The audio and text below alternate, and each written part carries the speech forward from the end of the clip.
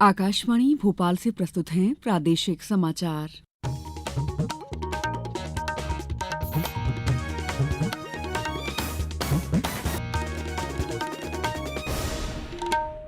नमस्कार, समाचारों के साथ मैं दीपा सिंह। सबसे पहले मुख्य समाचार। प्रधानमंत्री ने राष्ट्र के नाम संबोधन में कहा, ऑपरेशन सिंदूर के जरिए भारतीय सेना ने आतंकवाद के गढ़ को समाप्त किया।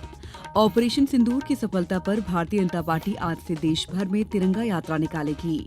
मुख्यमंत्री ने नक्सलियों को दी चेतावनी, कहा आत्मसमर्पण करें नहीं तो मारे जाएंगे।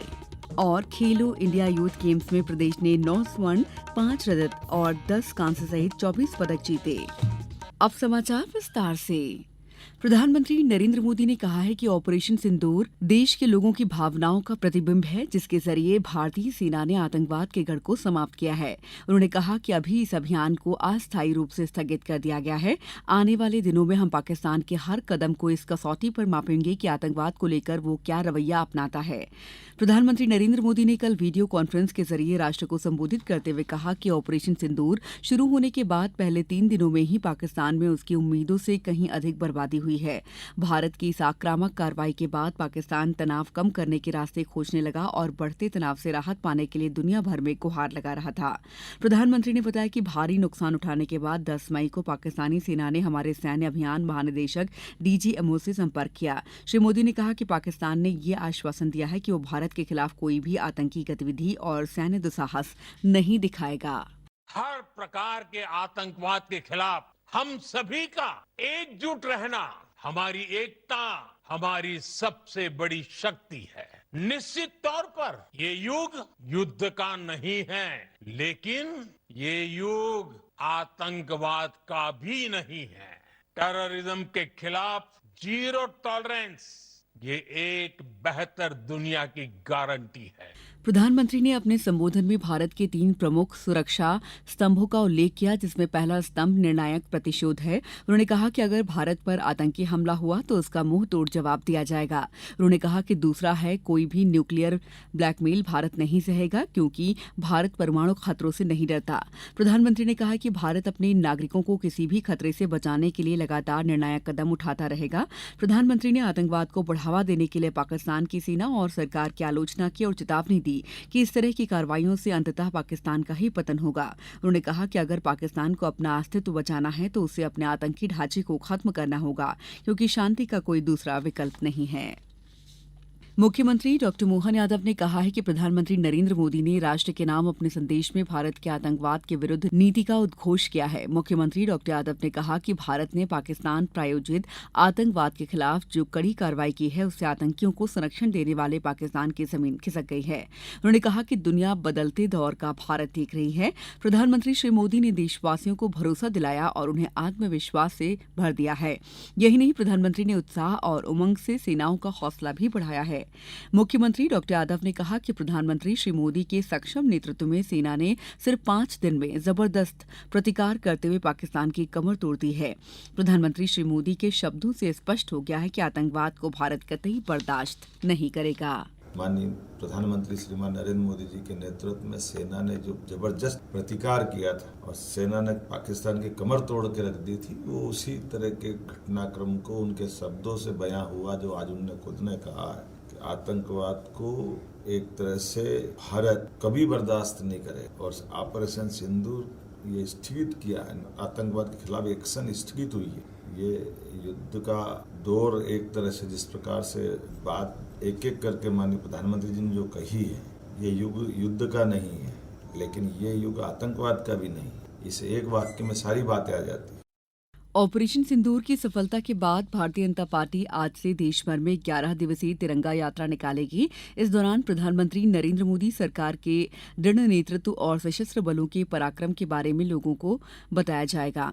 23 मई तक चलने वाली इस यात्रा में समाज के प्रमुख सदस्य, पूर्व सैनिक और सामाजिक कार्यकर्ता भी शामिल होंगे। पार्टी सूत्रों ने बताया कि अभियान का स्वरूप पूरी तरह राजनीतिक नहीं होगा और वे एक ऐसे मुद्दे पर लोगों को एकजुट करना चाहते हैं जिसे समाज के सभी वर्गों का समर्थन प्राप्त है। समाचारों में वक्त है ब्रेक का। ये समाचार आप आकाशवाणी मध्य प्रदेश से सुन रहे हैं। ये समाचार बुलेटिन YouTube पर Madhya Pradesh news All India Radio channel पर और Facebook साथ ही X प्लेटफॉर्म पर AIR न्यूज भोपाल पर सुने जा सकते हैं। इसके अलावा आप हमारी वेबसाइट newsonair.gov.in पर अथवा न्यूज ऑन AIR ऐप पर भी समाचार सुन सकते हैं। ब्रेक के बाद समाचारों में आपका एक बार फिर स्वागत है। मुख्यमंत्री डॉक्टर मोहन यादव ने कहा है कि प्रधानमंत्री नरेंद्र मोदी और केंद्रीय गृह मंत्री अमित शाह के नेतृत्व में वर्ष 2026 तक देश भर से नक्सलवाद के खात्मे का संकल्प लिया गया है। मुख्यमंत्री डॉक्टर यादव कल बालाघाट के लांजी में आयोजित क्रम से पूर्व पदोन्नति अलंकरण समारोह को संबोधित कर रहे थे। मुख्यमंत्री ने साफ कहा है कि नक्सली आत्मसमर्पण करें नहीं तो मारे जाएंगे। मुख्यमंत्री डॉक्टर यादव ने कहा कि बालाघाट कभी अत्यधिक नक्सल प्रभावित 12 जिलों की सूची में शामिल था। उन्होंने बालाघाट में नक्सल गतिविधियों में गिरावट को प्रशंसनीय बताते हुए कहा कि पिछले दिनों पुलिस ने कई नक्सलियों को मार गिराने में सफलता हासिल की है। नक्सल मुठभेड़ों में शामिल रहे पुलिस फोर्स, हॉक फोर्स और विशेष सशस्त्र बल के 64 पुलिस अधिकारियों और कर्मचारियों को क्रम पूर्व पदोन्नति प्रदान की गई है। राज्य सरकार का ये महत्वपूर्ण कदम पुलिसकर्मियों का हौसला बढ़ाएगा। मुख्यमंत्री ने कहा कि गृह मंत्री श्री शाह के नेतृत्व में देश भर में नक्सल विरोधी अभियान संचालित हो रहा है। इस अभियान को मजबूती देने के लिए मध्यप्रदेश पुलिस को आधुनिक हथियारों और तकनीक से लैस किया जा रहा है। प्रदेश में आज से बसों की सघन चेकिंग के लिए विशेष अभियान शुरू किया जा रहा है। राज्य सरकार ने एक कदम कल राजधानी भोपाल में एक बस हादसे के बाद उठाया है। इस हादसे में एक युवती की मौत हो गई थी और कई अन्य लोग घायल हो गए। इस मामले में सरकार ने सख्त कदम उठाते हुए भोपाल के परिवहन अधिकारी को निलंबित कर दिया है। राज्य सरकार ने अभियान को लेकर पुलिस अधीक्षक और जिला परिवहन कार्यालय को निर्देश जारी किए हैं। अभियान में पुलिस और परिवहन विभाग के अधिकारी कर्मचारी शामिल होंगे।